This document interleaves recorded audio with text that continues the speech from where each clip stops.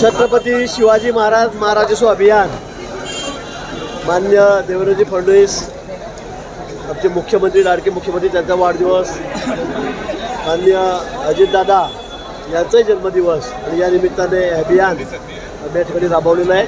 जवळपास 5,000 लोकांना आम्ही या ठिकाणी सर्टिफिकेटचं वाटप या ठिकाणी केलेलं आहे. शासन आपल्या दारी शासनच आपल्याला घरपोच सगळे सर्टिफिकेट या ठिकाणी देत आहे. शाळेच्या विद्यार्थ्यांपासून घरकुलांपासून अबालवृद्ध आहे सगळ्या योजना आहेत. सगळ्यांचं सर्टिफिकेट बनवून लोकांना घरपोच या ठिकाणी देण्यात आलेलं आहे.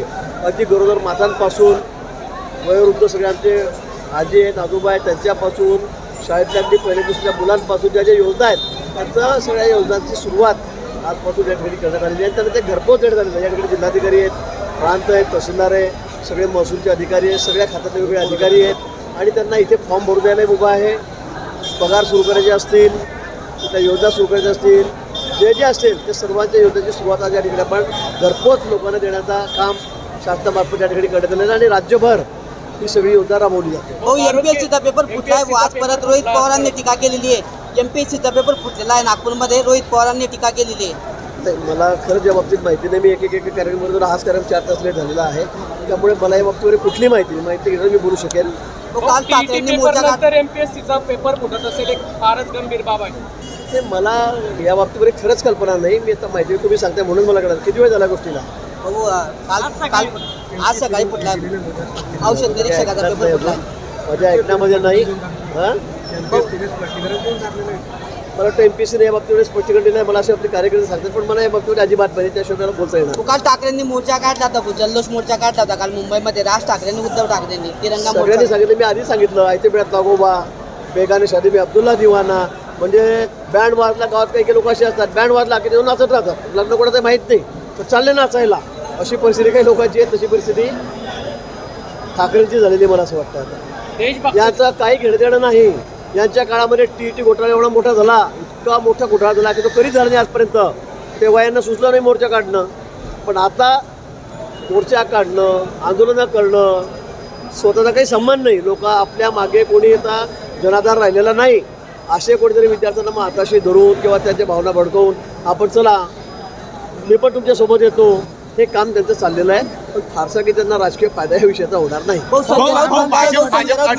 मात्र या ठिकाणी बघायला गेलं तर राष्ट्रवादी आणि शिवसेना बघण्याची भूमिका गेली असं आदित्य ठाकरे यांचं म्हणणं आहे. कोणी बघायची भूमिका घेत नाही. आम्ही सगळे एक आहोत. तुम्ही काळजी करू नका. मी अजूनही त्यांना सांगेल की तुम्ही असे उपद्रव करण्यापेक्षा आपला पक्ष कसा वाढेल, आपले आमदार आपल्याजवळ कसे राहतील, आता आपले महापालिकेतले मुंबईच्या नगरसेवक आपल्याजवळ कसे राहतील यासाठी प्रयत्न करा. हे नुसता उपद्रव करून तुम्हाला राजकीय त्याचा कुठलाही फायदा होणार नाही. हो, संजय राऊतांनी म्हटलंय की देवेंद्र फडणवीस हे दिल्लीत जाणार आहेत, त्यांना केंद्रीय शिक्षण मंत्रिपद मिळणार आहे असं संजय राऊतांनी दावा केला आहे. तुम्हाला आधी सांगितलं ज्योतिषकार झाले सध्या ते काही भविष्य वर्तवतात. आता देवेंद्रजीने ते स्पष्टीकरण केलेलं आहे. पण यांनाच काही झाली कोणी कुठे जायचं म्हणून. त्यांना देवेंद्रजींचा धाक आहे राज्यामध्ये. त्यामुळे त्यांना असं वाटतं की केव्हा जातील केव्हा नाही म्हणून नुसते उपद्रव करत बसतायत. का धाक वाटतं? का धाक? त्यांना माहीत आहे एवढा सक्षम नेता कोण आहे. त्यांना माहीत आहे एवढा अभ्यासू एवढा सक्षम नेता राज्यामध्ये असताना त्याला कुठे संधी मिळत नाही. हो, सर्वसामान्य जनतेसाठी शासनाने HRPC नंबर प्लेट कंपल्सरी केलेले आहेत. मात्र HRPC नंबर प्लेट सर्वसामान्य जनतेसाठी केले आहे. मात्र सत्ताधारी विरोधक यांच्या गाडीवर अद्यापही HRPC नंबर प्लेट्स नाही आहे. नाही, सगळ्यांना कंपल्शन आहे. कोणी त्यातून सुटणार नाही. कोणी सुटणार नाही. सगळ्यांना एक कंपल्सरी आहे. त्याची मुदत दिलेली आहे. त्या मुदतीमध्ये सगळ्यांनी या नंबर प्लेट बसवल्याच पाहिजे. कुठेतरी डिसिप्लिन लागलं पाहिजे. बरोबर. आम्ही पुण्यामध्ये घेतो लोकांनी फक्त नंबर टाकलेले होते 59 60 52 53 54 55 काही लिहिलेलंच नाही. मी खाली उतरून रात्री स्वतः पहिलं मोबाईलवर फोटो घेतला तेव्हा मला कळालं की ते MH12 असं काहीतरी आहे म्हणून. म्हणजे अशा पद्धतीने अजिबात चालणार नाही. शिस्त असली पाहिजे कुठेतरी. जगामध्ये कुठल्या देशामध्ये अशी पद्धत नाही. नाना भाऊ मामा काका असे नंबर टाकायचे म्हणजे कुठे पद्धत नाही. मला वाटतं ही शिस्त लागलीच पाहिजे. आणि त्याचा लोक अपघात करतात, ॲक्सिडेंट करतात, पळून जातात, कोणी येतं कोणावरही फायरिंग करतं, कुठे कुठे गाडीचा नंबर ट्रेस होत नाही. मला वाटतं यासाठी हे आवश्यक आहे. ते केलंच पाहिजे. गाडीवरती आहे का नंबर? आहे ना, माझ्या गाडीवर नंबर आहे. नियमानेच आहे माझ्या गाडीवर. नवीन नियमानुसार नंबर. हो हो, माझ्याकडे नियमाने नंबर आहे. मी परत चेक करून घेतो. कारण माझ्याकडे 4-5 गाड्या आहेत छोट्या छोट्या.